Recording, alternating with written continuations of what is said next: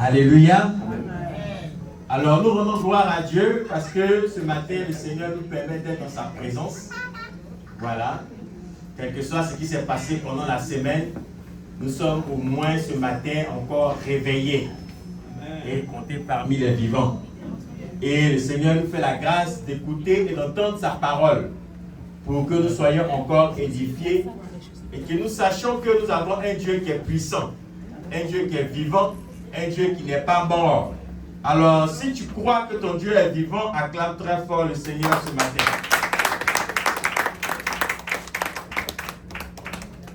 Alors, ce matin, j'ai été choisi pour apporter la parole et cela est parce que nous sommes dans un moment spécial. Alléluia. Aujourd'hui, nous sommes le dimanche 14 juin et dans toutes nos églises, partout, y compris en Côte d'Ivoire, partout dans le monde, nous célébrons ce que nous appelons la journée de la mission. La journée de la mission. Alors nous allons ensemble voir un peu ce que c'est que la journée de la mission et je vais prier afin que le Seigneur nous édifie encore au travers de sa parole. Alléluia. Amen. Père, nous voulons te dire merci car ta parole est vérité, ta parole est vie. Éternel Dieu, nous avons fait le choix de croire en toi et nous avons fait le choix de mettre notre confiance en toi. Ce matin, si nous sommes là, ce n'est pas à cause d'une personne, mais c'est parce que nous pensons que ta parole est puissante pour transformer, pour changer, pour guérir et pour apporter la paix et la joie.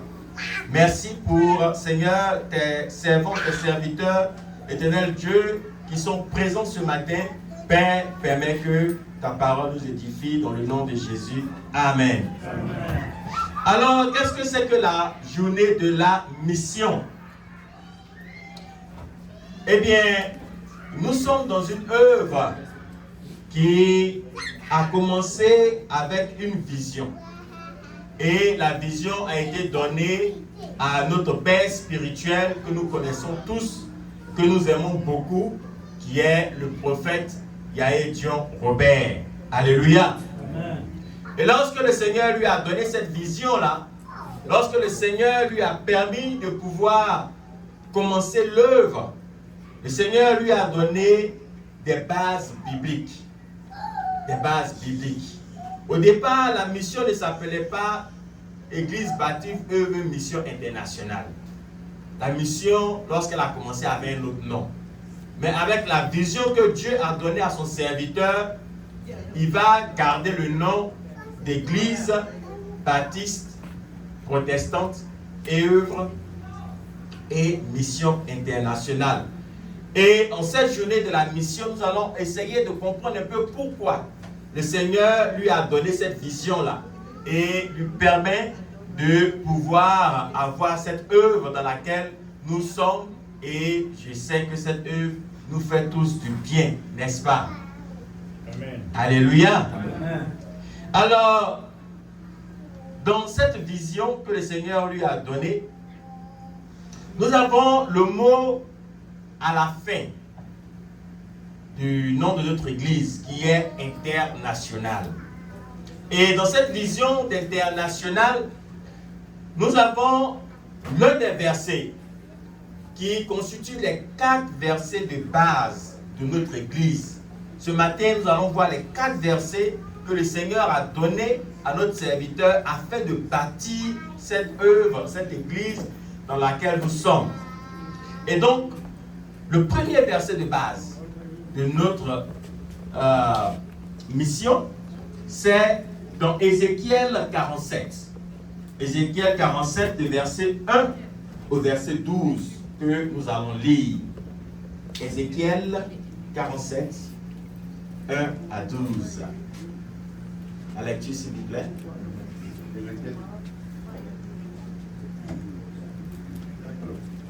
47, 1 à 12. Oui. Micro. Ézéchiel 47, verset 1 à 12.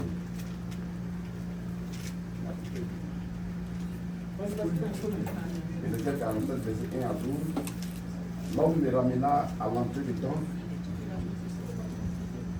Ézéchiel 47, verset 1 à 12. L'homme me ramena à l'entrée du temple. Je vis alors que de l'eau jaillissait de dessus l'entrée vers l'est. La façade du temple était en effet orientée à l'est. L'eau s'écoulait du côté du temple, puis passait au sud de l'autel. Verset 2. L'homme me fit sortir du temple par le porche nord et m'en fit contourner l'extérieur jusqu'au porche oriental. L'eau s'écoulait au sud.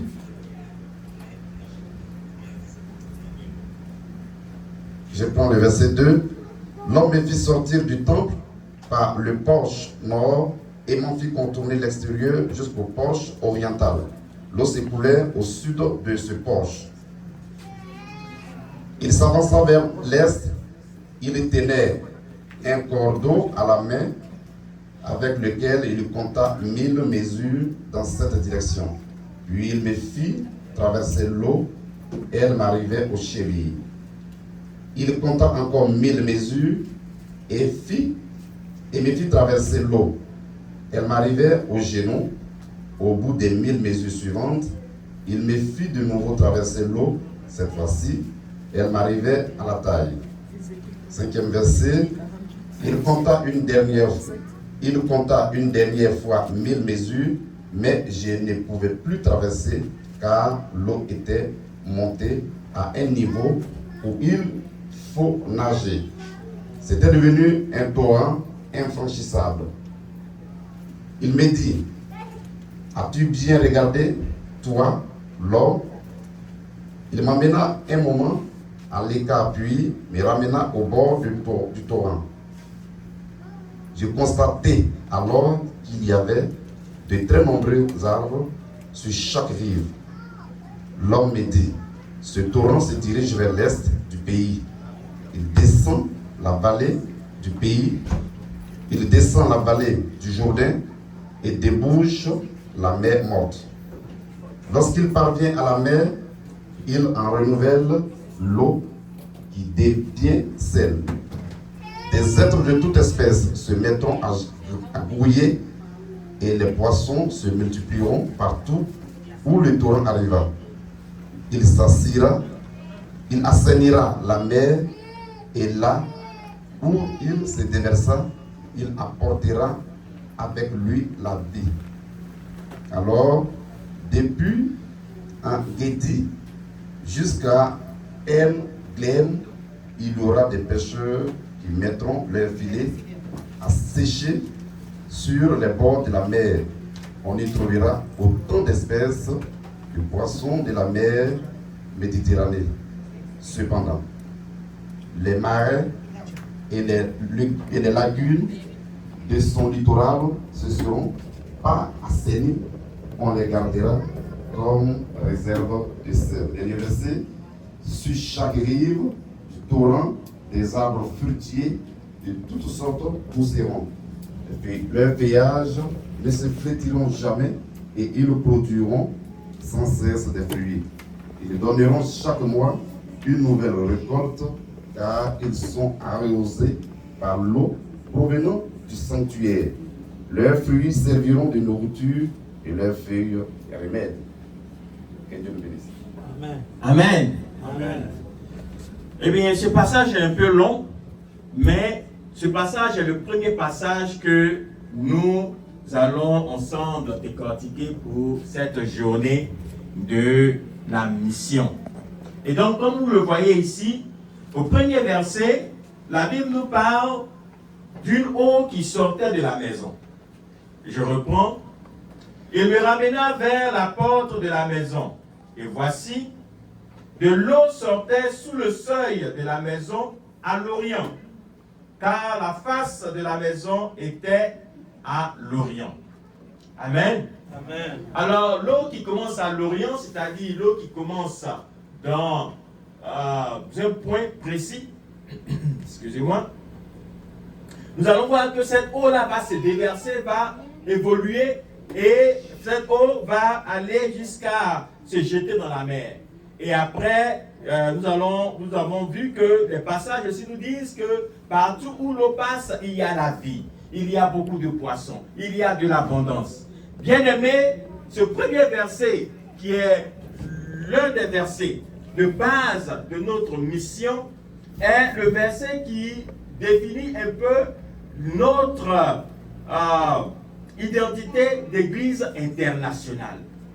L'église a commencé, comme nous le savons tous, à Yopougonga en 1975, où notre père spirituel a commencé avec sa femme et sa fille, mais aujourd'hui, l'église est partout dans le monde. Alléluia. Amen. Et aujourd'hui, nous sommes aux États-Unis. Une église qui a commencé à des milliers et des milliers de kilomètres. Aujourd'hui, l'église a grandi. Et partout dans le monde où nous allons, nous voyons que nous avons des églises, nous avons des fidèles. Et cet aspect a été révélé à notre Père spirituel depuis le début, lorsqu'il a commencé. Dieu lui a montré cette vision que l'église allait grandir, que l'église allait être une église internationale. Et aujourd'hui, est-ce que nous avons obtenu cet objectif ou bien nous n'avons pas obtenu cet objectif? La question est posée. Est-ce que nous sommes internationaux ou bien nous ne sommes pas internationaux? Nous sommes internationaux. Alléluia. Amen. Et donc, cette vision que le Seigneur a donnée à notre Père spirituel, cette vision s'est réalisée. Amen. Et aujourd'hui, nous sommes à l'église Epibomi de Philadelphie aux États-Unis, loin de Yopougonga, avec des serviteurs et des servantes puissantes et puissants. Alléluia. Amen. Vous pouvez acclamer pour vous-même ce matin. Alors, bien-aimés, c'est dans cette mission-là que nous sommes. Et nous partageons cette vision. Si nous sommes là, c'est parce que nous partageons la vision qu'a épousé notre Père spirituel. Et le deuxième verset, qui est l'un des versets de base que le Seigneur lui a donné, se trouve dans Luc 4, le verset 18 à 19. Que nous allons ensemble lire. Luc 4. Luc chapitre 4, verset 18 et 19. L'Esprit du Seigneur est sur moi, parce qu'il m'a oint pour annoncer une bonne nouvelle aux pauvres. Il m'a envoyé pour guérir ceux qui ont le cœur brisé, pour proclamer aux captifs la délivrance et aux aveugles le recouvrement et la vue, pour renvoyer libres les opprimés, pour publier une année de grâce du Seigneur. Amen. Alors, voici le deuxième verset de base de notre mission. Luc 4, le verset 18 à 19. Aujourd'hui, peut-être pour certains, ça fait des années et des années que nous sommes dans l'église. Mais je suis sûr que c'est pour la première fois que certaines personnes entendent ces versets-là. Pour dire que ce sont les versets qui ont permis à ce que l'église puisse avoir cette expansion-là. C'est sur ces versets que notre Père spirituel s'est basé pour pouvoir partir de l'église quand le Seigneur lui a fait la révélation. Alléluia. Amen. Et dans Luc 4, verset 17 à 18, nous avons ici une portée charismatique. Et cette portée charismatique explique un peu la partie baptiste protestante et aussi la partie mission. Et comme ce verset le dit, au verset 18, la Bible nous dit: l'Esprit du Seigneur est sur moi, parce qu'il m'a oint pour annoncer une bonne nouvelle aux pauvres. Il m'a envoyé pour guérir ceux qui ont le cœur brisé et pour proclamer aux captifs la délivrance et aux aveugles le recouvrement de la vue, pour renvoyer libres les opprimés. Alléluia. Amen. Et c'est dans cet esprit que notre Église intervient. Et nous savons que cette partie de la délivrance, de la restauration, de la libération des âmes captives, c'est notre combat. Et aujourd'hui, si je vous pose la question, est-ce que cet objectif a été atteint? Qu'est-ce que vous pouvez me dire? C'est atteint. Alléluia. Amen. Notre diaconesse dit que c'est atteint. Est-ce que vous tous vous pensez que c'est atteint? Amen. Amen. Moi, je pense que c'est atteint. Parce que si toi, tu es assis là, ne pas dire tous les noms, si toi, tu es assis là, ça veut dire que vraiment l'Esprit de Dieu est un esprit puissant. Alléluia. Parce que je suis sûr que des années auparavant, on n'allait pas te trouver dans cette salle-là. Et si ce matin tu es là, et c'est parce que cet effet charismatique de libération des captifs, cet effet qui guérit les malades, cet effet qui convainc le cœur, cet effet qui, aujourd'hui, te permet de pouvoir même donner ta dîme, qui est la partie baptiste protestant, parce que protestant signifie quelqu'un qui vient pour changer les règles.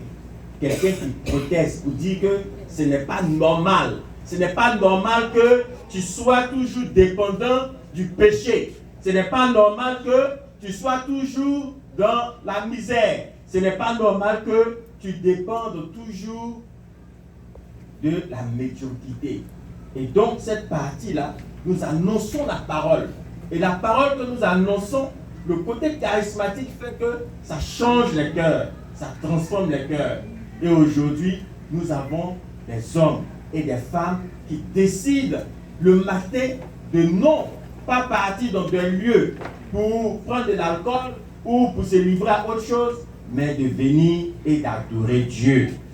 Certains même laissent le travail, c'est-à-dire les heures qu'ils peuvent prendre pour pouvoir gagner plus d'argent, ils acceptent de venir s'asseoir pour écouter la parole de Dieu. Bien aimé, c'est la partie charismatique.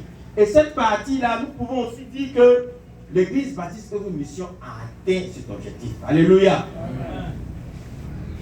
Cet objectif a été atteint.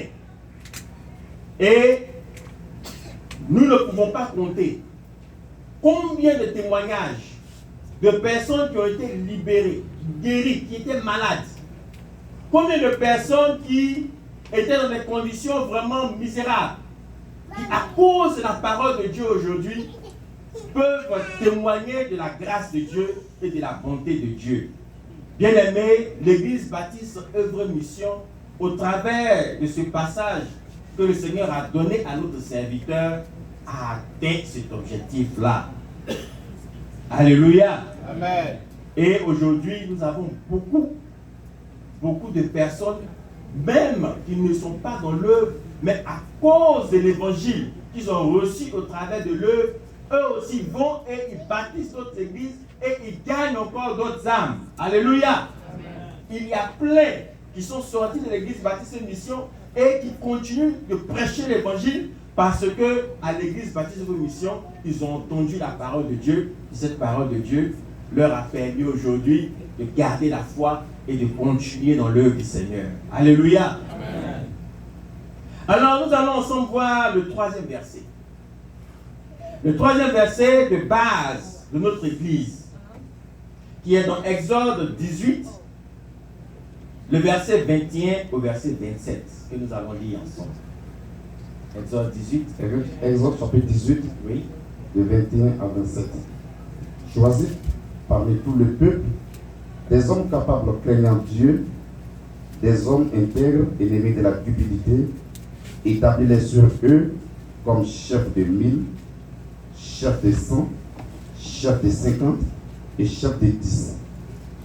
Qu'ils jugent le peuple en tout temps, qu'ils portent devant toi toutes les affaires importantes et qu'ils prononcent eux-mêmes sur les petites causes.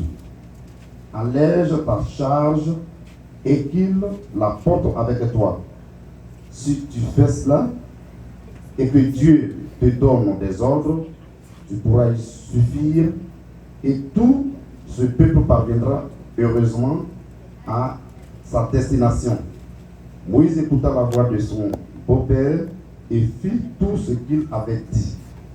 Moïse choisit des hommes capables parmi tout Israël et il les établit chefs du peuple, chefs de 1000, chefs de 100, de 50 et chefs de 10. Il jugea le peuple en tout temps. Il portait devant Moïse les affaires difficiles et ils prononçaient eux-mêmes sur toutes les petites causes. Verset 27. Moïse laissa partir son beau-père et Jéthro s'en alla dans son pays. Amen. Alors voici le troisième verset qui constitue le troisième verset de base de la vision que le Seigneur a donnée à notre Père spirituel. Et cela se trouve dans Exode 18, le verset 21 au verset 27. Et cela, je peux dire que cela explique un peu la partie église de notre œuvre. Notre œuvre est une église. Une église signifie un rassemblement, une famille. Voilà. Nous ne sommes pas, souvent on utilise le nom de... Il y a un nom que souvent les évangélistes aiment utiliser, mais qui caractérise, c'est-à-dire quelque chose de spécifique.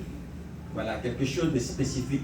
C'est-à-dire un pasteur qui est spécialisé dans la démonologie ou bien qui est spécialisé dans l'évangélisation va prendre ce nom-là et dire que voilà, c'est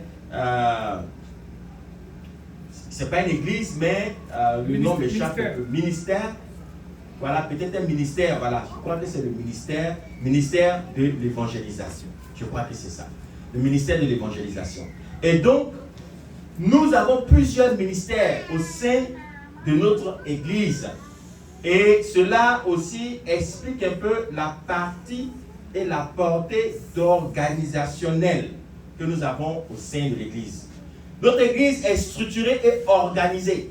Et nous avons plusieurs ministères. Nous ne sommes pas un ministère de la délivrance, comme certains l'utilisent pour qualifier leur église, mais nous sommes une église. C'est-à-dire nous sommes composés du ministère des services d'ordre, voilà, nos moments qui sont très bien habillés, voilà, et du ministère de l'évangélisation. Hier, nous étions en pleine évangélisation, voilà, pour certains, vous n'avez pas vu les photos plutôt, mais nous étions à Chester avec les responsables de l'évangélisation et nous avons évangélisé. Nous avons le ministère du social, des œuvres sociales, nous avons le ministère des églises de maison, nous avons plusieurs ministères. Et ces ministères permettent au bon fonctionnement de notre église. Vous voyez que quand ces ministères marchent, l'église va de l'avant.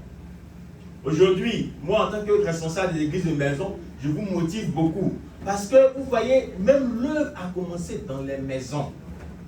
Voilà, ce que nous voyons ici aussi a commencé chez notre maman que nous connaissons bien, maman Marie. Donc, dans les maisons, l'œuvre commence. C'est pourquoi je vous encourage à aller aux églises de maison afin que ces églises de maison-là grandissent et que demain, on ait une église annexe et cette église annexe devient une église locale. Dans le temps, l'église de Philadelphie était une église des maisons. Ça commençait à la maison et je crois que c'est le diacre Quadio qui venait vous entretenir. Et après, il y a les anciens de New York qui sont venus et c'est devenu une église annexe. D'une église annexe, ils ont commencé à chercher un lieu et Dieu les a bénis avec l'apôtre d'Oulu et c'est devenu l'église locale de Philadelphie aujourd'hui que nous voyons avec des membres dynamiques comme notre frère Stéphane Paré. Voilà, qui sont devenus maintenant des responsables dans l'église. Et la partie où la Bible nous dit au verset 21, choisissez des hommes intègres, ennemis de la cupidité. L'organisation de notre église fait que ceux que nous mettons au poste de responsabilité, ce sont normalement des gens qui doivent être intègres, responsables. Voilà, comme notre bien-aimé Jean-Jacques aime me dire, il veut qu'on l'appelle responsable Bazemo. Mais le nom de responsable Bazemo, ça implique l'intégrité et aussi, tu dois être quelqu'un qui est ennemi de la cupidité. C'est-à-dire, nous voulons des gens qui vraiment vont prendre l'œuvre à cœur. qui vont vraiment aimer l'œuvre de Dieu, qui vont se sacrifier pour l'œuvre de Dieu. Parce que si tu n'aimes pas la cupidité, c'est-à-dire tout ce qui est mal, mauvais, alors tu vas permettre à ce que l'Église aille de l'avant. Et Jéthro a donné ce conseil-là à Moïse. Et lorsque le Seigneur a révélé la vision à notre Père spirituel, il lui a donné ce verset-là comme verset de base. En ce moment, on n'était pas le nombre que nous connaissons. Aujourd'hui, dans le monde entier, nous sommes plus de 500 000 membres, 500 000 chrétiens qui adhérent aux œuvres missions. Alléluia. Est-ce que cela n'est pas merveilleux? Acclamons très fort le Seigneur pour cela. Et lorsque le Seigneur a fait cette révélation à son serviteur, on n'était pas ce nombre-là. Et il disait même dans son témoignage qu'à un moment, je crois, entre les années 75 et les années 80, ils étaient 150. Et 150 même, c'était un nombre que certaines églises n'atteignaient même pas. Alléluia. Vous dites que Dieu lui a donné cette vision-là. Et si je pose encore la question, est-ce que la vision de l'organisation a été atteinte ou pas? Est-ce qu'on peut répondre à cela? Oui, ça a été atteint. Alléluia. L'organisation a été atteinte. Et aujourd'hui, il y a d'autres pasteurs qui ne sont même pas de l'œuvre mission, qui vont à l'église pour être formés. Parce qu'ils veulent organiser aussi leur église comme nous avons organisé notre église. Aujourd'hui, quand je regarde dans les réseaux sociaux, il y a certains pasteurs maintenant qui commencent à créer les églises de maison au sein de leur église. Parce qu'ils ont vu que ce que Dieu a révélé à notre Père spirituel, ça marche. Ça marche. Quand c'est vraiment appliqué, ça marche. Et c'est pourquoi moi je vous encourage. Les églises de maison ici, aux États-Unis, si vraiment on prend ça à cœur et que ça fonctionne, vous allez voir que l'église va grandir. L'église va grandir. Et ça a été aussi atteint. Et maintenant, nous allons passer au dernier verset. Le dernier verset qui est dans Ésaïe 1, chapitre 1, le verset 19. Ésaïe chapitre 1, verset 19. Si vous avez la bonne volonté et si vous êtes docile, vous mangerez les meilleures productions du pays. Amen.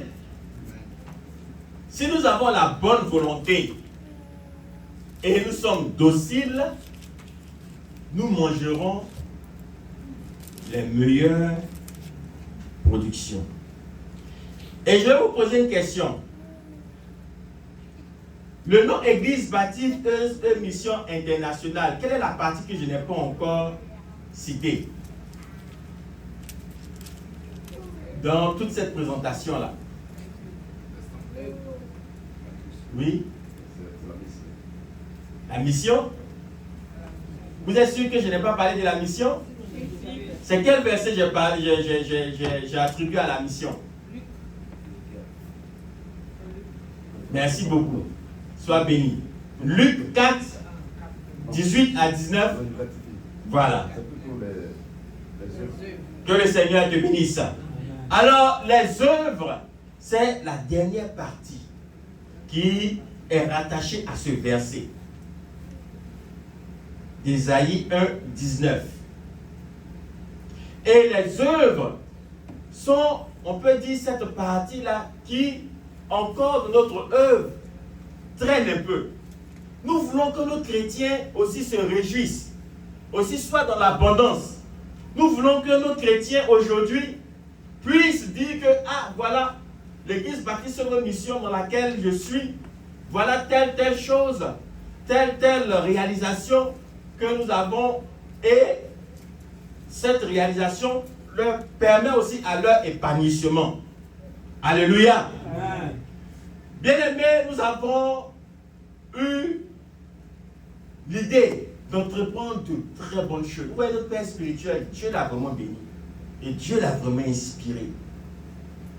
Et comme je disais la dernière fois, quand je motivais, que le siège que nous voyons là, qui se trouve à Yopougon, ce siège, à un moment où il prenait la parcelle de ce siège Beaucoup même ne pensaient même pas qu'ils pouvaient construire ça.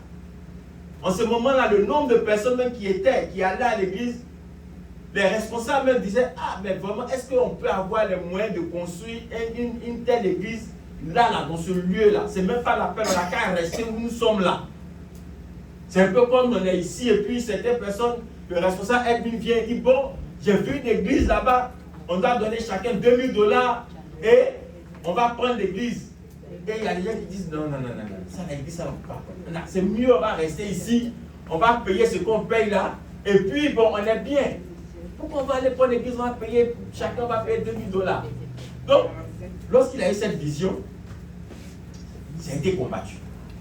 L'œuvre est la partie de notre église qui aujourd'hui encore traîne. Toutes les autres parties, on peut dire qu'on a atteint l'objectif et cela a été réalisé. Mais l'œuvre aujourd'hui, avec toute l'organisation que nous avons,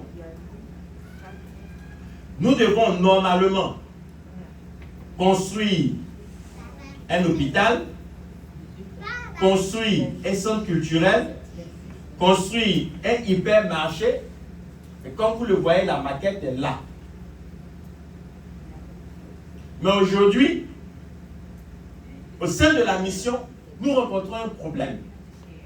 Et c'est le problème qui fait qu'aujourd'hui, nous approchons encore pour vous demander d'aider l'œuvre. Parce que l'hôpital qui doit être construit, aujourd'hui, nous avons des problèmes. Nous avons des créanciers qui, aujourd'hui, réclament une partie de notre patrimoine. Et par la grâce de Dieu, avec votre aide, et encore, je vous dis merci pour tous ceux-là qui ont donné quelque chose. Parce que cela a permis à ce que nous puissions récupérer au moins les 2/3, c'est-à-dire plus de la moitié de notre patrimoine qui était confisqué par ces créanciers-là. Grâce à ton aide, grâce à ce que tu as apporté. Et c'est pourquoi nous vous incitons encore, pour ceux qui n'ont pas encore donné quelque chose, de donner quelque chose. Demain, lorsque cet hôpital sera construit, on ne sait jamais. C'est l'un de tes parents, ou bien tu auras contribué à aider une fille, un garçon, une maman, un papa à pouvoir être soigné. Par ton aide, quelqu'un sera restauré. Nous avons aussi ce centre culturel que nous voulons construire, qui va aussi permettre aux gens de pouvoir s'épanouir. Je vais prendre un peu l'exemple de l'association des Ivoiriens, si cela ne vous gêne pas. Et au sein de l'association des Ivoiriens, souvent, on entend dire que non, mais on loue la salle des Soudanais. Lorsque nous avons nos événements, on loue la salle des Soudanais, on loue la salle de d'autres personnes. Mais pourquoi nous-mêmes, on n'a pas notre propre lieu pour pouvoir au moins, lorsque nous avons des événements, pour dire que voilà la salle des Ivoiriens et nous allons partir là-bas pour célébrer. Bien aimé, le centre culturel, c'est un peu comme ça. Si nous avons un centre culturel, demain, si nous avons de grandes activités, nous irons là-bas pour pouvoir faire ça. Au lieu de partir louer certains lieux, nous pourrons organiser des conventions, nous pourrons organiser des séances d'évangélisation et autre chose. Et aider le royaume de Dieu à pouvoir aller de l'avant. Alléluia. Amen. Et aussi dire que toutes ces choses, ces contributions sociales et tout ce que nous voulons réaliser vont aussi permettre à certains de nos frères et sœurs de travailler. Ça va leur donner du travail. Et ça va bénir des familles. Et tout cela grâce à toi. On parle d'un chrétien, une âme, qui est l'évangélisation. On a donné à chacun au moins une année d'inviter quelqu'un à venir à l'église. Mais bien aimé, il y a des personnes qui ont du mal. Mais si tu as $1, tu as $2, il faut donner. Ce centre-là, il y a quelqu'un qui va aller prêcher là-bas et qui va permettre à ce que des âmes puissent se donner. Cet hôpital-là, il y a des gens qui vont aller là-bas et ils seront guéris et peut-être même qu'ils vont donner leur vie à Jésus. Et cette partie de l'œuvre, nous vous incitons à vraiment contribuer. pour que non seulement nous-mêmes nous soyons à l'aise, mais pour que aussi la communauté et tous ceux-là qui sont autour de nous puissent aussi jouir de cela. Le dernier point que je vais émettre, c'est la formation. Nous avons une université qui forme les pasteurs et nous avons aussi un centre qui forme les chrétiens, qu'on appelle EFOP. La dernière fois, on a eu à présenter les élèves de la première promotion qui sont ici, à Philadelphie. Notamment le diacre en premier, nous avons notre papa Loulou, nous avons notre responsable Edwin, nous avons notre responsable camarade Esther, et nous avons aussi notre papa Maurice Pendra, y compris moi-même. Nous faisons partie de la première promotion. Et cette première promotion a pour nom promotion Nahum.